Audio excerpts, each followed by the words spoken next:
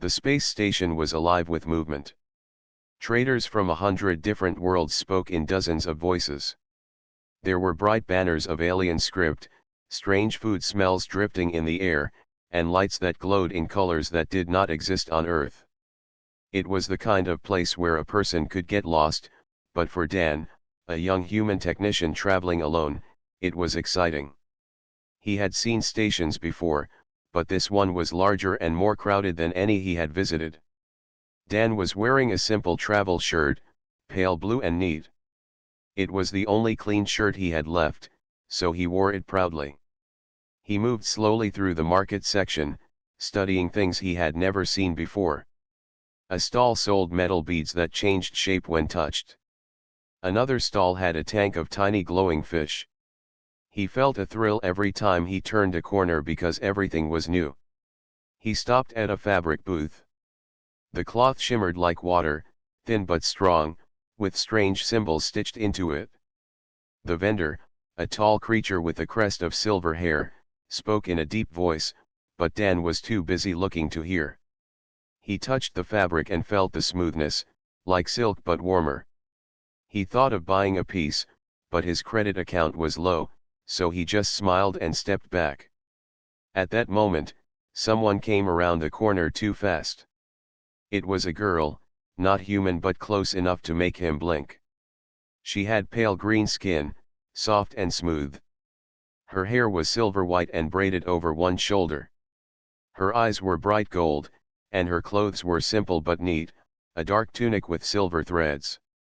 She carried a bowl of something that looked like soup but glowed faintly like liquid crystal. She did not see him until it was too late. The bowl tipped. The glowing liquid splashed. It landed right across the front of his blue shirt. The color spread quickly, bright yellow against the pale fabric. It was warm but harmless.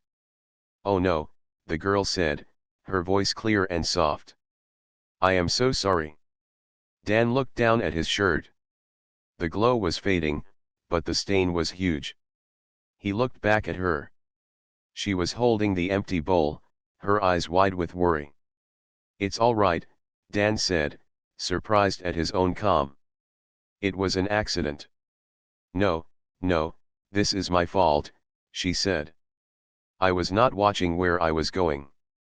She set the bowl down on a nearby ledge and pulled out a small cloth from her pocket.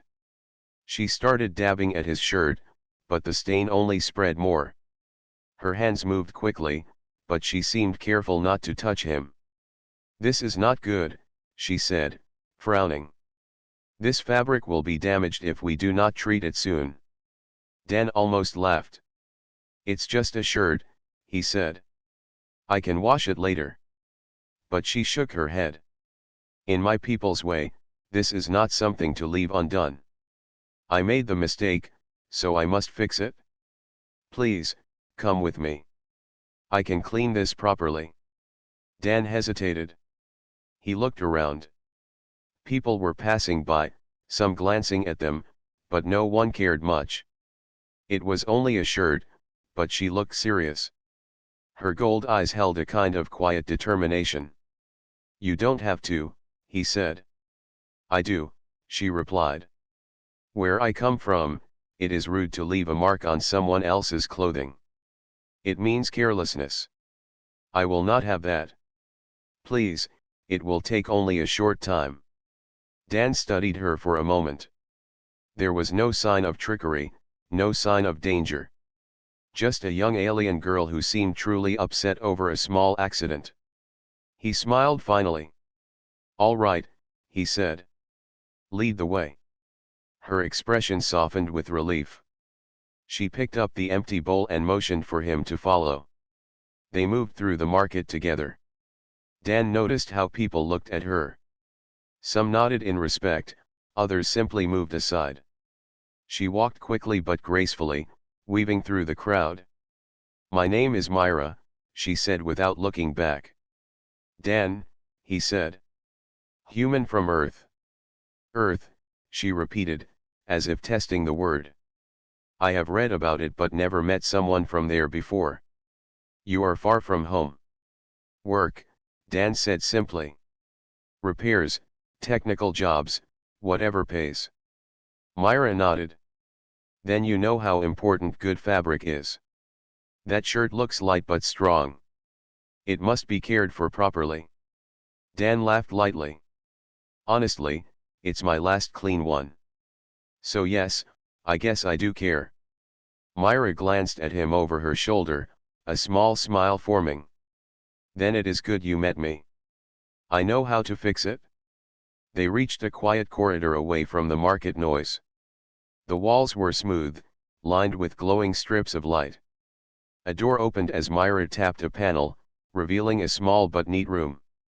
Inside, there were shelves of folded cloth, jars of clear liquids, and a low table with cleaning tools. It smelled fresh, like flowers mixed with metal. Family workshop, Myra explained. We make and repair clothing for many traders. Sit, please. Dan sat on a bench while Myra filled a small basin with water that shimmered faintly. She added drops of a clear liquid, and the water turned pale blue. You treat fabric like a scientist, Dan said, watching her. Myra smiled slightly. Cloth is important to my people. A stain can mean disrespect if left alone. And I do not like leaving things broken. She lifted the shirt gently. May I? Dan hesitated for only a moment, then pulled the shirt over his head and handed it to her. She worked with focus, dipping the shirt into the basin and rubbing it with a soft brush. The stain slowly faded as the water glowed brighter. Dan watched, fascinated, as the glowing liquid she used seemed alive. You are good at this, Dan said. I have done it since I was small, Myra replied. My mother taught me. She says cloth tells a story. Even a shirt like this speaks of its owner. Dan chuckled. What does mine say? She glanced at him and smiled. It says you travel light but care for what you have. It also says you do not get angry easily. That is rare. Dan looked away, a little surprised. Maybe, he said softly. The stain was almost gone now, the fabric cleaner than before. Myra moved with quiet skill, her silver braid swinging gently. For Dan, it was just a shirt, but somehow this simple act felt like something more, a meeting that might not have happened if not for a small accident in a busy market. The small workshop was quiet except for the sound of water moving in the basin. The air carried a faint sweet scent, like flowers mixed with something metallic.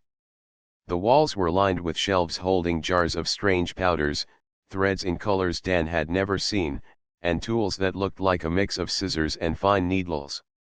Everything was neat and well cared for, showing pride in the work done there. Myra held Dan's shirt with careful hands. Her fingers were light and quick, rubbing the fabric gently while the pale blue water shifted color each time she added a drop from a small vial. She seemed focused but calm, her gold eyes watching the stain fade little by little. Dan sat on the bench, wearing only a plain undershirt now. He leaned forward, curious about everything she was doing. He had seen machines clean clothes before, but nothing like this.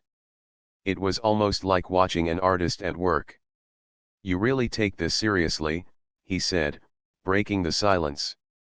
Myra glanced at him with a small smile. It is serious. A shirt may seem simple to you, but to me it is a promise. If I cause harm, I fix it. That is how I was taught. Your family taught you? Dan asked. Yes, she said, dipping the shirt again. My mother repairs clothes for traders, travelers, and even officials. She says every piece of cloth has a memory. When you care for it, you care for the person who wears it. So I learned early. Dan nodded, watching her work. That's a good way to see things. On Earth, people used to care about clothes like that a long time ago.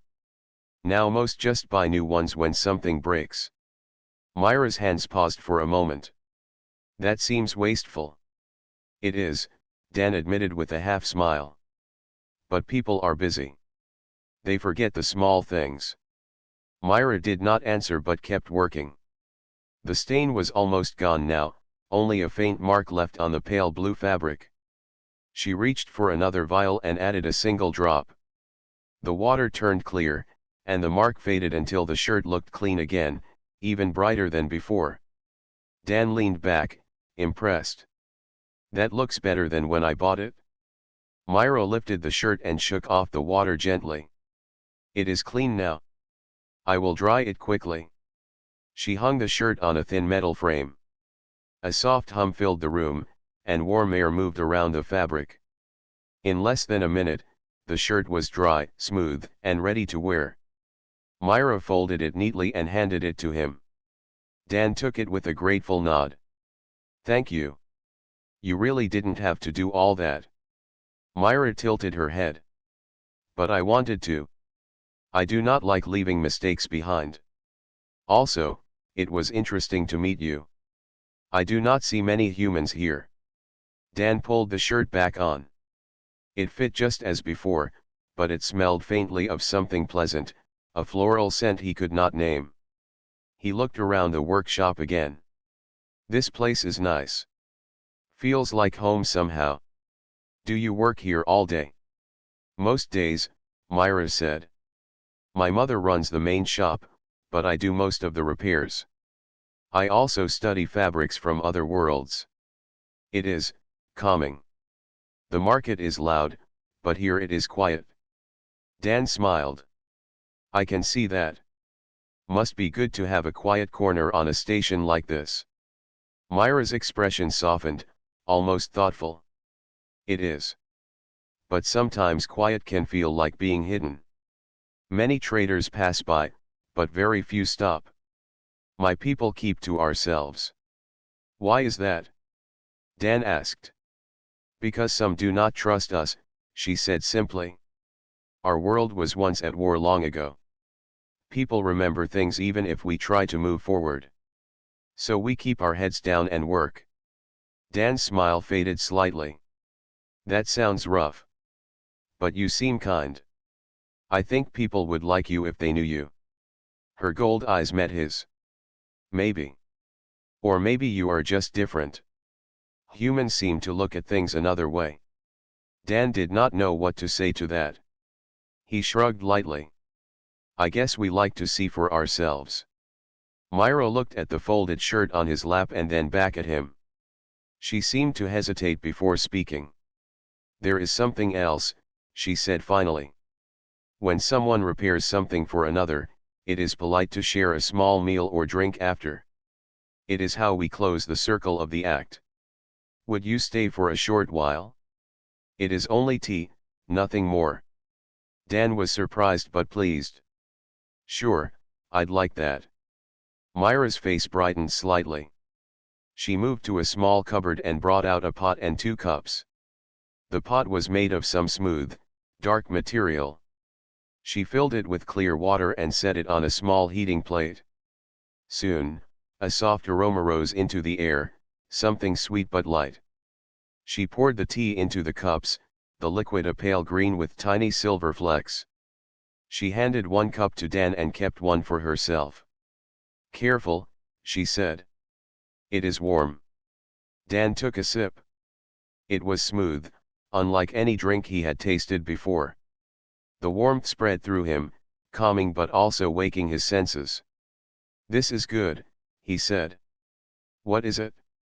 "Leaves from my world," she said. "We use it to relax. It helps clear the mind." They sat together at the low table, sipping the tea. The market noise was far away now, only a faint hum through the walls. For a while, neither spoke. Then Myra asked quietly, "What is Earth like?" "Truly like? I only know it from old records." Dan smiled. "It's messy. Beautiful, but messy. There are oceans, mountains, forests, and cities that never sleep. There are people who can be loud, and some who are quiet. It's home, but I think traveling makes me see it better." Myra listened closely, her gold eyes shining with interest. "It sounds alive. I would like to see it one day." "You should," Dan said. "You'd like it?" And I think people would like you. The tea was nearly gone when the station lights dimmed slightly, signaling the change of cycle. Myra stood and placed the cups away. "Thank you for staying," she said. "It was good to speak with someone different. If you ever need something repaired again, you know where to find me." Dan stood too, smiling. "I will. And if you ever want to hear more about Earth, I can tell you stories." Myra's lips curved into a quiet smile. "I would like that." When Dan stepped out of the workshop, the market seemed a little less noisy and the station a little less cold. The simple act of cleaning a shirt had become something else, a new thread weaving between two very different worlds. The market was quieter the next day, but still full of color and sound. Dan walked through the corridors, his clean blue shirt folded neatly under his jacket. He had not planned to return so soon, but something about Myra's calm smile and quiet way of speaking stayed in his mind. He told himself it was only polite to thank her again, but deep down he wanted to see her workshop once more. The path to her section was easy to remember now. He passed the glowing fish tank, the vendor with silver hair, and the stand selling shape-shifting beads. When he reached the corridor with the smooth walls, he slowed down, not sure if he should just walk in.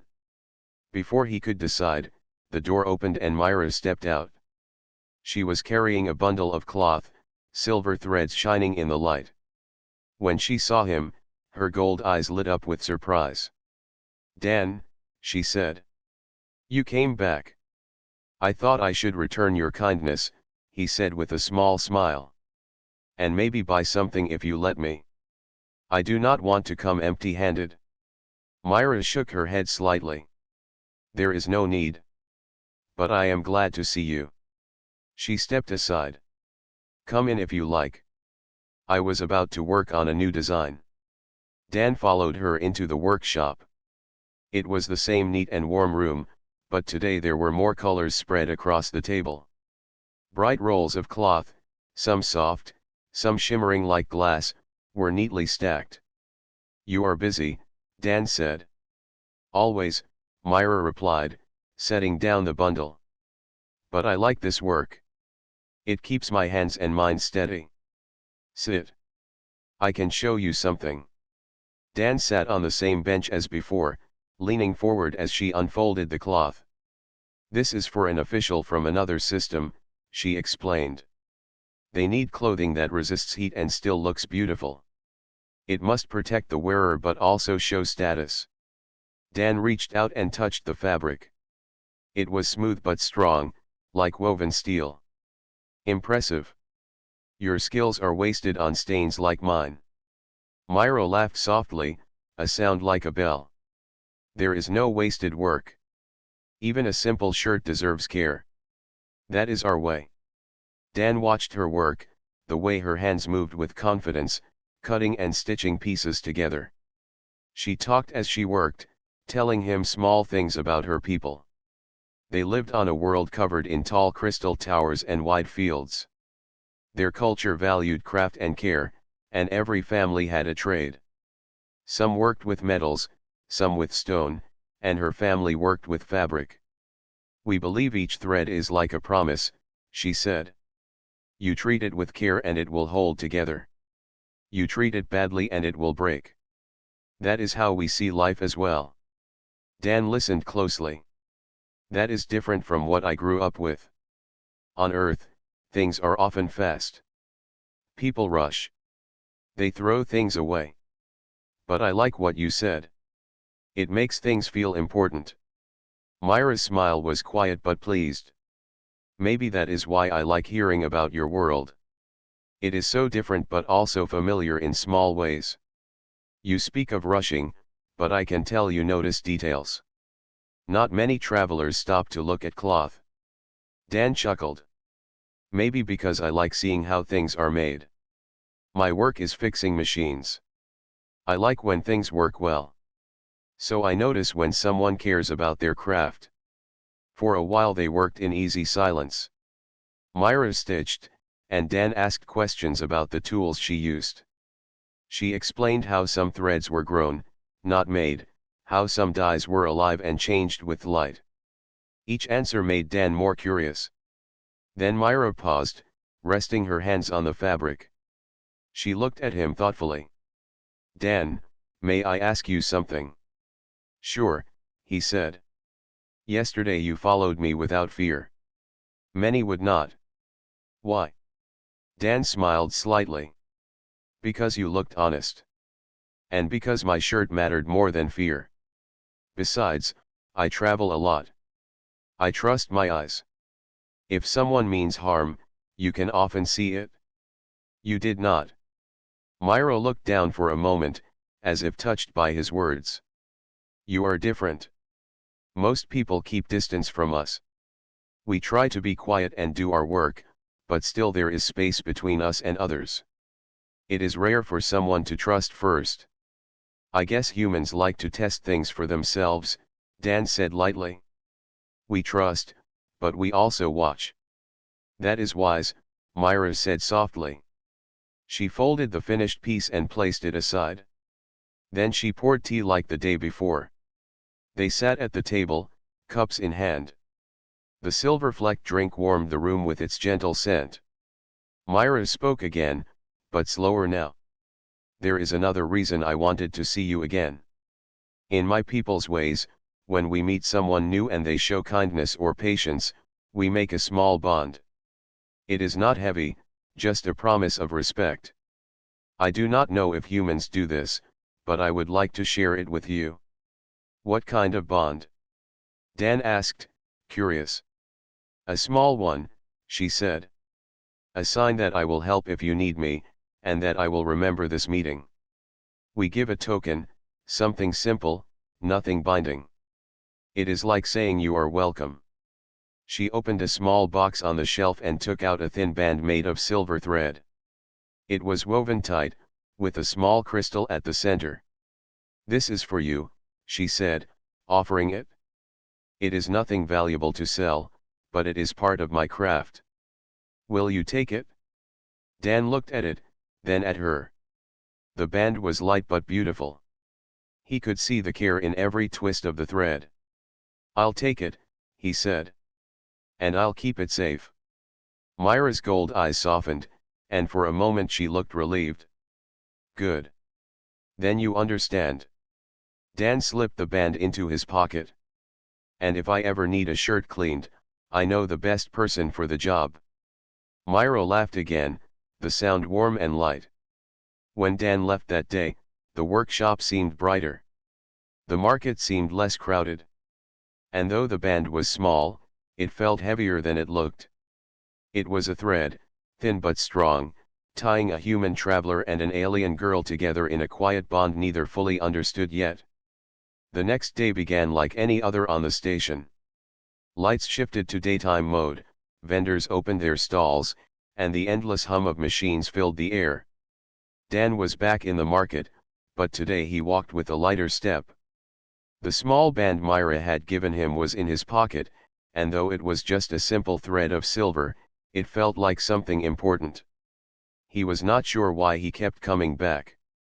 He told himself he wanted to see more of the market, maybe find work, maybe buy something useful. But the truth was clear. He wanted to see Myra again. She was different from anyone he had met, calm but curious, careful but warm. When he reached the workshop, the door was open. Myra was there, bent over a table, her braid falling forward as she worked on a piece of cloth. The sight made him smile. Busy again, he said from the doorway. Myra looked up, her gold eyes bright. Dan. You walk quietly. Come in. Dan stepped inside and glanced at her work. What are you making today? A request for a trader, she said, holding up a half-finished tunic. It must resist wind and cold. They travel near frozen worlds. You really can make anything, Dan said. Myra's mouth curved in a small smile. Not everything. But I try. They spoke like this for a while, easy and light. Dan asked about the fabrics, Myra explained the tools. The room was calm, like it always was, but outside the market was not so calm that day. It started with a sound. A sharp alarm cut through the station air. It was not loud enough to signal danger, but loud enough to make people stop and listen. Dan straightened. Myra froze for a second, her hand still on the cloth. "What is that?" Dan asked. Myra moved to a wall panel and tapped it. A small screen lit up with red symbols. "Security alert," she said. "Something happened near the docking bays. It says to stay clear until further notice." "Is that common?" Dan asked. "Not here," Myra said quietly. "This part of the station is usually safe." The alarm stopped but left an uneasy feeling behind. The market outside had shifted. Voices grew louder, footsteps quickened, and some stalls began to close. Myra turned back to Dan, her calm returning but thinner now. "It might be nothing, but perhaps you should return to your quarters. Security can be strict when there is trouble."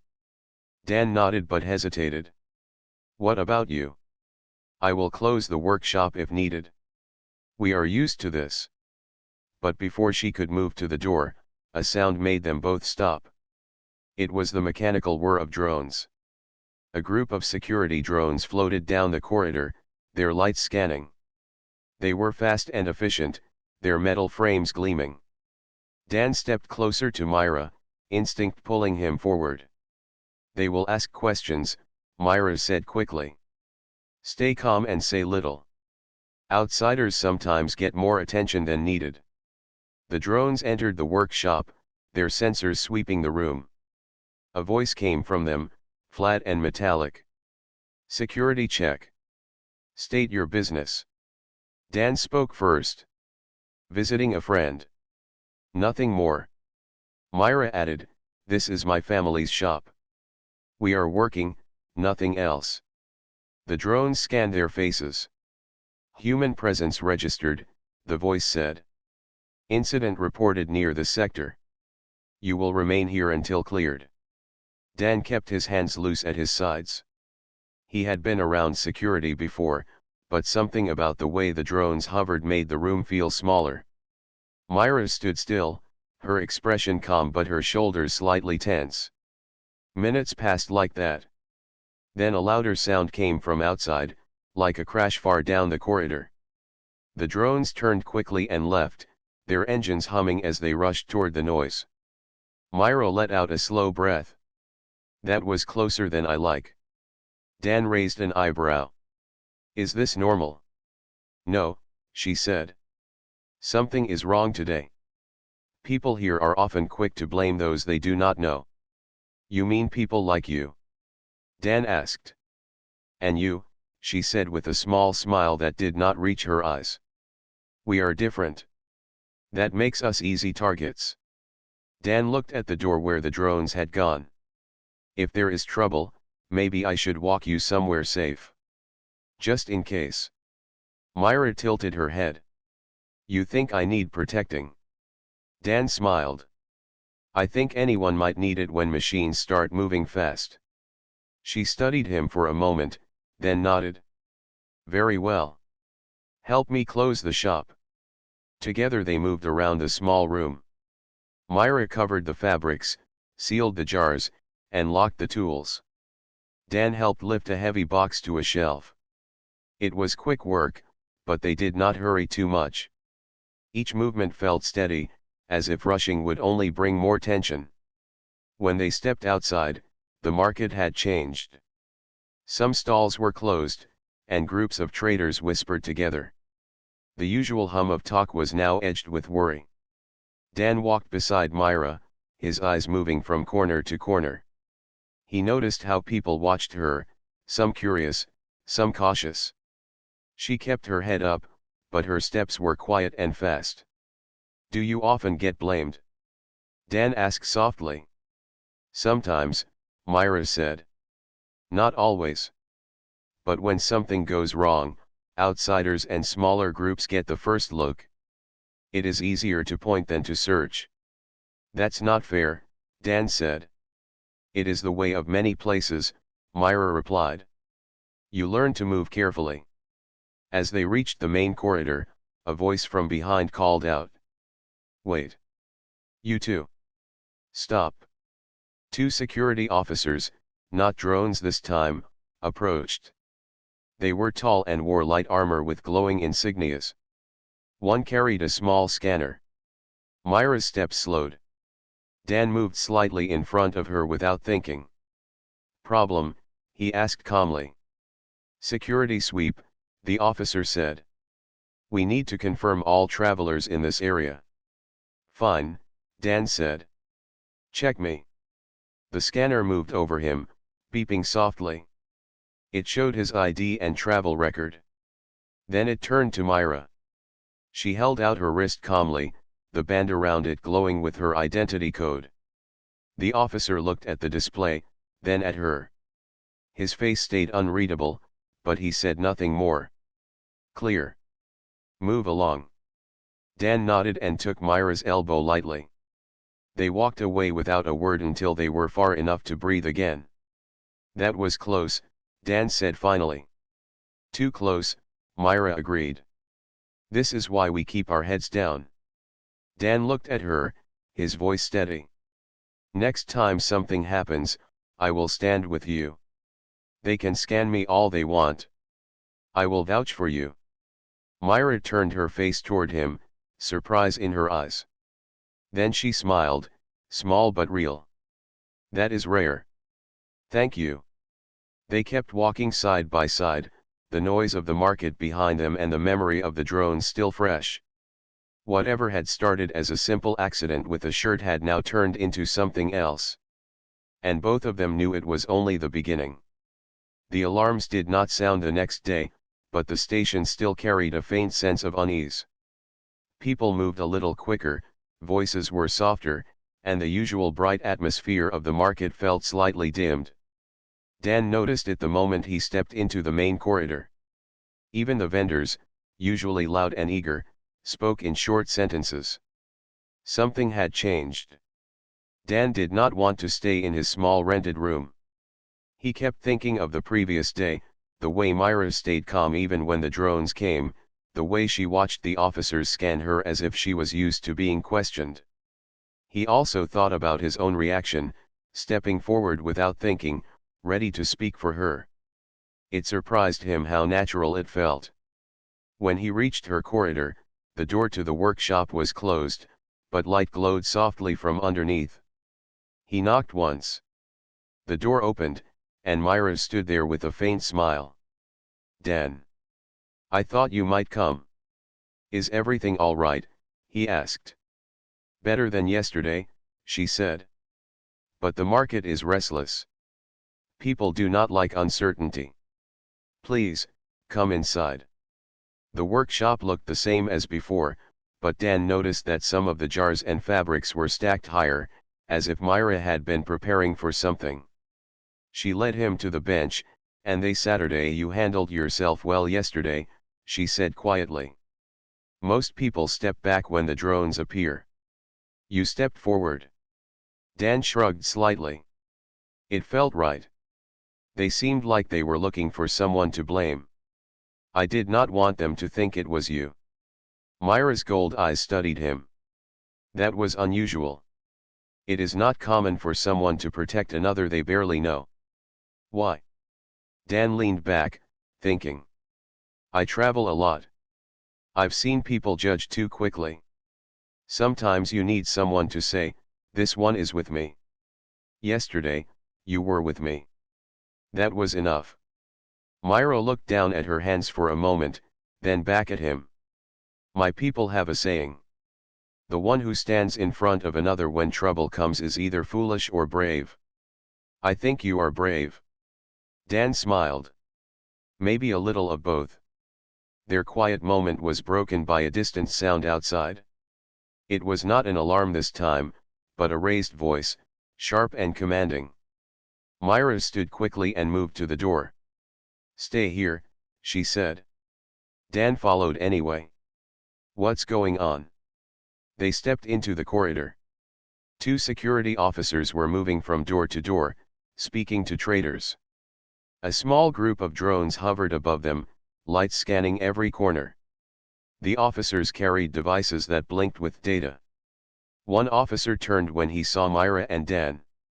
"You two. Step forward." Myra's face stayed calm, but her shoulders stiffened slightly. Dan noticed it and moved closer to her. "Is there a problem?" Dan asked. "This is a follow-up check," the officer said. "We had a breach near the outer docks. Several items missing. We are scanning every sector. Identification, now." Myra lifted her wrist without hesitation. The band glowed and displayed her details. The officer scanned it, his device beeping softly. Then he looked at Dan. Dan kept his voice even. "I am with her. Technician, traveler. Here's my ID." He held out his wristband, which showed his travel record. The officer studied the screen. "Human," he said flatly. "Your kind is rare here." Dan's eyes stayed steady. "Rare, maybe. But not suspicious." The officer stared at him for a moment longer, then nodded. "Stay clear of the docks. If we need you, we will find you." When they walked away, Myra released a slow breath. Dan saw the tension leave her face. "They do not trust easily," she said softly. "No," Dan agreed. "But they should learn." They walked back to the workshop. Myra sat down but did not start working. She seemed thoughtful, her fingers tracing the edge of the table. "Dan," she said finally, "you are not afraid to speak to them. You stand close, even when they watch you." "Why would I be afraid?" Dan asked. "Because here, different is often dangerous. A wrong word, a wrong look can cause trouble." Dan leaned forward, his voice calm but sure. "Then let them cause it. I am not here to cause harm. And I trust you." The words made Myra look at him with something new in her expression, something between surprise and warmth. "Trust," she repeated softly. "That is not a small thing." "It is not," Dan said. "But you've earned it." Myra rose and went to a shelf. She took out a small container and set it on the table. Inside was a thin strip of fabric, deep blue with tiny silver threads woven into it. "This is something we give when we trust someone," she said. "It is small, but it means you are welcome here. Few outsiders receive it." Dan picked up the strip carefully. It was light but strong, the weave tight and perfect. "I'll keep it safe." Myra's gold eyes softened. "Good. Because now if anyone asks, I can say you are a friend of this house. That has meaning." Dan smiled. "Then that means if they try something again, I can stand beside you, not just in front of you." Her smile widened just a little. "I would like that." The rest of the day was quiet, but the meaning of that small exchange stayed with both of them.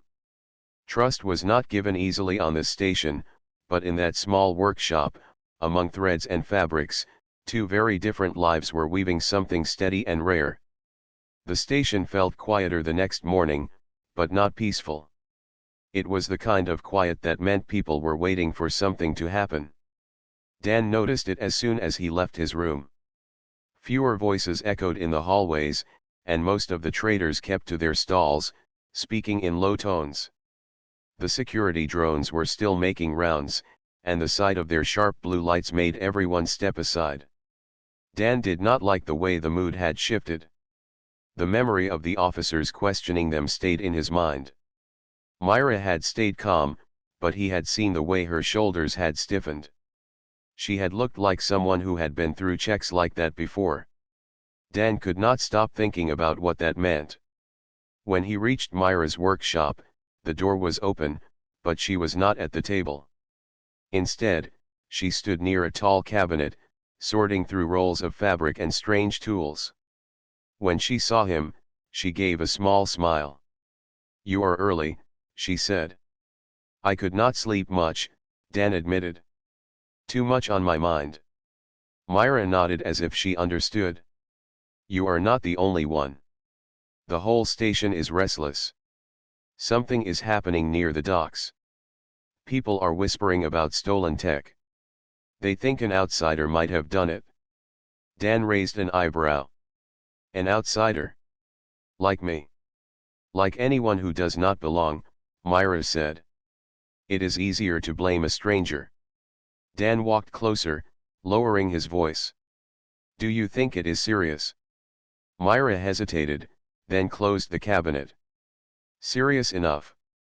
My people have a rule: when there is trouble, it is better to be quiet and watch. But sometimes being quiet makes you a target. That is why I gave you the strip yesterday. It tells others you are with me. It is a small shield, but it is better than none. Dan touched the strip of fabric now tied around his wrist. The blue threads caught the light. I will keep it on, he said. They moved to the table, but Myra did not pick up her usual tools. Instead, she opened a small box. Inside were several flat discs, each glowing faintly. What are those? Dan asked.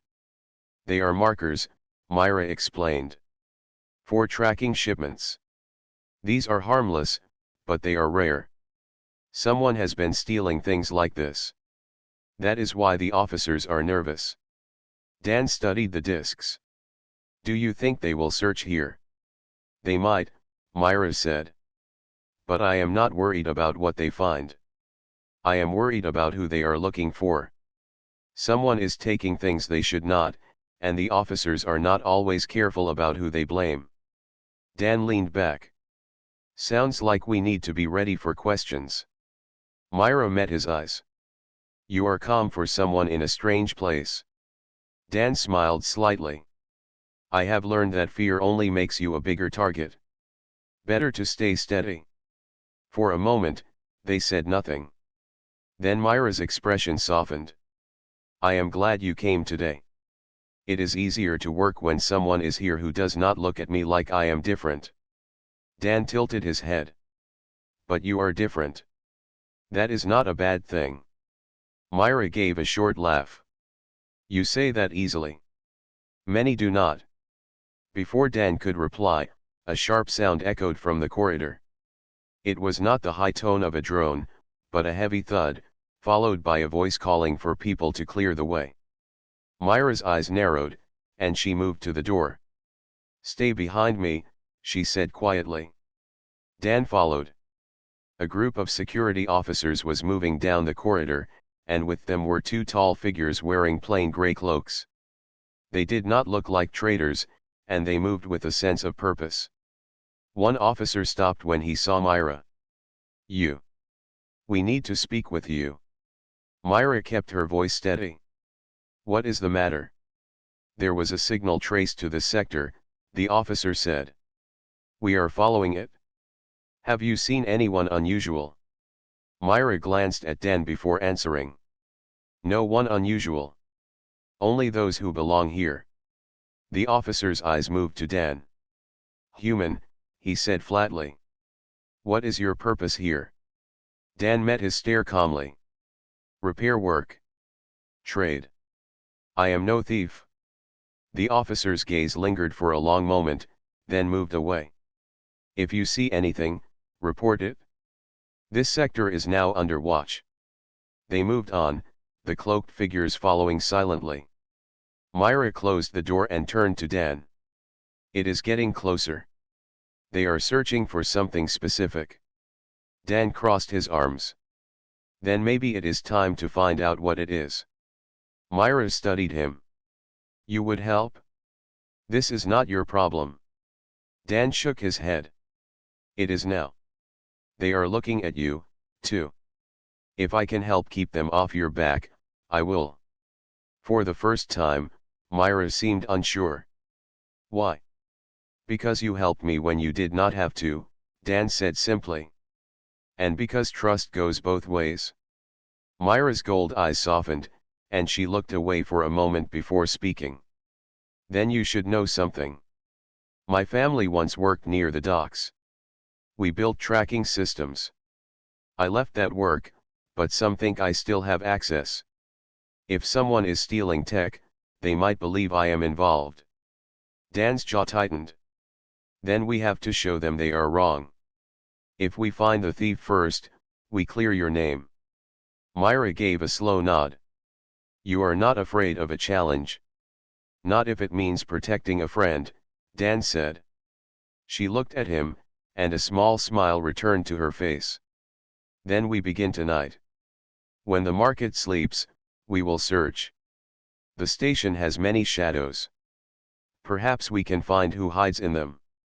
Dan felt a spark of energy.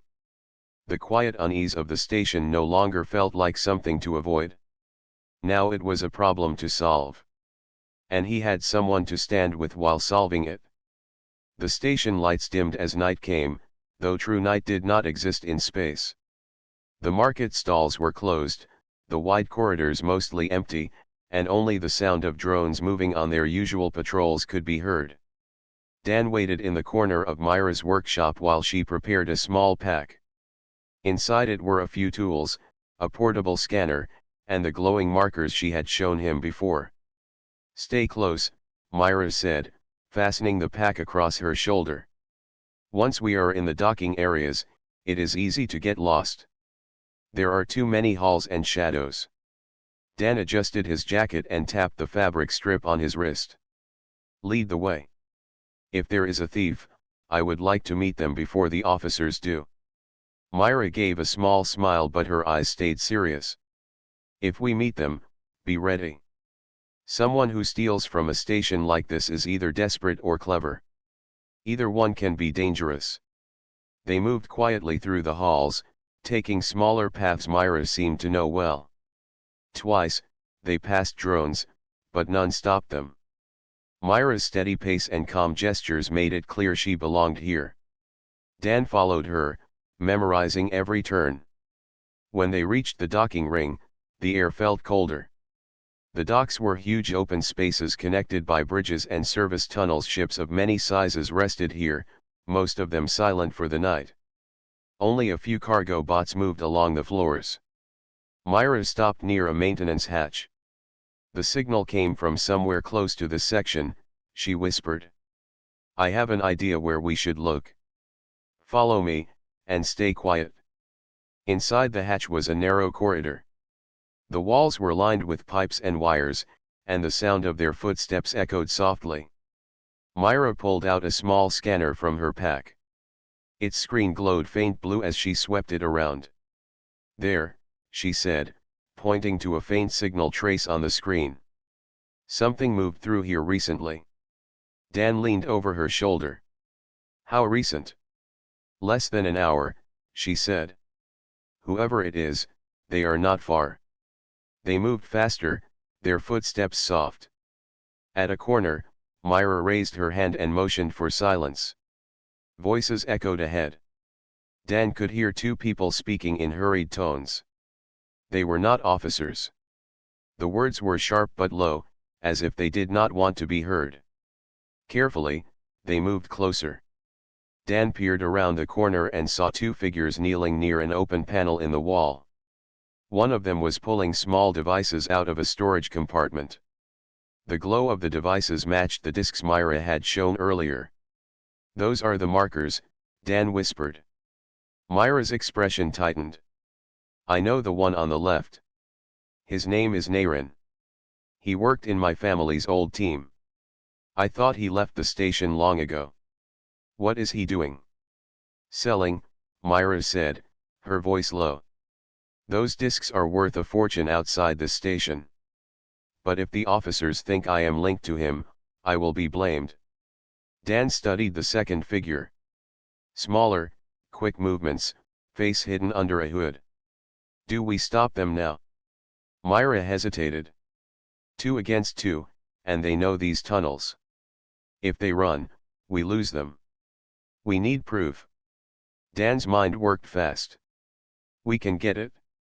Let me go around. If they see both of us, they might panic. But if I can get behind them, I can block the way out. Myra studied him for a moment, then nodded. Be careful. Dan moved back, circling through another maintenance path Myra pointed out. The tunnels twisted and turned, but he kept moving until he came to a narrow bridge above the same corridor. Looking down, he could see the thieves still working. Myra stayed hidden behind a pipe below, watching them. Dan waited until the smaller thief pulled a bag from the wall, stuffing it with the glowing discs. Then he acted. He dropped down from the bridge, landing with a heavy sound. "Stop right there," he said firmly. Both figures froze, then turned. Naren's face showed shock, but the smaller one tried to grab the bag and run. Myra stepped out from her hiding place, blocking the path. "Naren," Myra said, her voice calm but sharp. "I thought you left this life." Naren's expression shifted from surprise to anger. "Myra. I should have guessed. Still playing the honest worker. You are stealing," she said. "And they are looking for someone to blame. Do you want me to be the one?" "This station owes me," Naren snapped. "Your family left me with nothing. These discs are mine by right." "They are not," Myra said. "And you know what happens if the officers find them on you. Think carefully." Naren hesitated. His partner shifted nervously. Dan stepped closer, his voice steady. "Here is your choice. Leave the bag and walk away, or keep it and deal with the officers. They are already searching this section. How long before they come here?" The smaller thief looked uneasy. "We should go," he whispered to Naren. "It is not worth it." But Naren's pride flared. He clutched the bag tighter. "I will not be scared by a human." Dan did not move back. "I am not here to scare you. I am here to stop you. And if you do not want trouble, drop the bag." For a long moment, it seemed Naren would refuse. Then the sound of distant boots echoed in the corridor. Security officers were coming closer. The smaller thief panicked and pulled Naren's sleeve. "We have to leave." With a sharp sound of frustration, Naren dropped the bag and ran with his partner into the side tunnels. Myra let out a slow breath. Dan picked up the bag carefully and handed it to Myra. "Proof enough." She opened it and scanned the discs. "Enough. The officers will find the traces and know we were not the thieves." As the officers entered the corridor moments later, Myra stepped forward calmly. "We found this abandoned," she said, holding the bag out. "It seems someone dropped it while fleeing. The officers took it without suspicion." "You did well to report this," one said. "The station will note your help." When they left, Myra turned to Dan. For the first time since they met, her shoulders relaxed. "It is over. At least for now." Dan smiled. "Good. Maybe now you can work without looking over your shoulder." She looked at him for a long moment. "You could have left this to me. But you stayed." "I told you," Dan said. "Trust goes both ways." Myra's eyes softened, and a small smile curved on her lips. "Then I hope this is not the last time we stand together." As they walked back through the quiet tunnels, the fabric strip on Dan's wrist seemed brighter under the dim lights. The trouble had passed, but something else had begun. A trust, a bond, something stronger than the fear of blame. In a station full of strangers, they were no longer alone.